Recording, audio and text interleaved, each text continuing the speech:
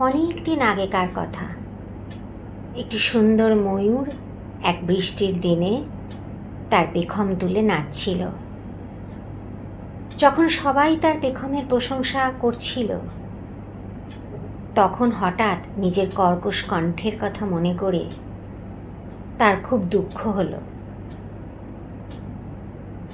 হঠাৎ সে দুঃখে কাঁদতে আরম্ভ করল। এমন সময় কাছেই একটি নাইটিঙ্গেল ডেকে উঠল। নাইটিঙ্গেলের মধুর কণ্ঠ শুনে তার নিজের ত্রুটি তার কাছে আরও স্পষ্ট হয়ে উঠল। সে ভাবতে শুরু করল, ভগবান কেন তাকে এমন দুর্ভাগ্য দিয়ে জন্ম দিয়েছে। সেই মুহূর্তে সেখানে দেবতা জুনো উপস্থিত হয়ে ময়ূরকে সম্বোধন করে জিজ্ঞাসা করলেন, তোমার মন খারাপ কেন? ময়ূর তার রুক্ষ স্বর সম্পর্কে অভিযোগ করে বলল, নাইটিঙ্গেলের এমন সুন্দর কণ্ঠস্বর আমার কেন নেই? ময়ূরের কথা শোনার পর জুনো ব্যাখ্যা করে বললেন, প্রতিটি জীব তার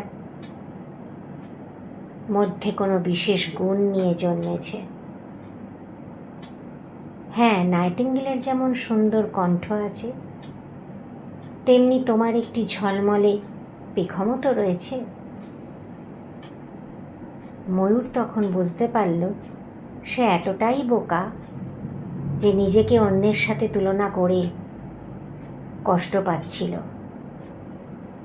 নিজের সৌভাগ্যকে সে বুঝতে পারেনি। আসলে আমরা যা পারি না, আমাদের যা নেই, আমরা তাই নিয়েই অসন্তুষ্ট থাকি।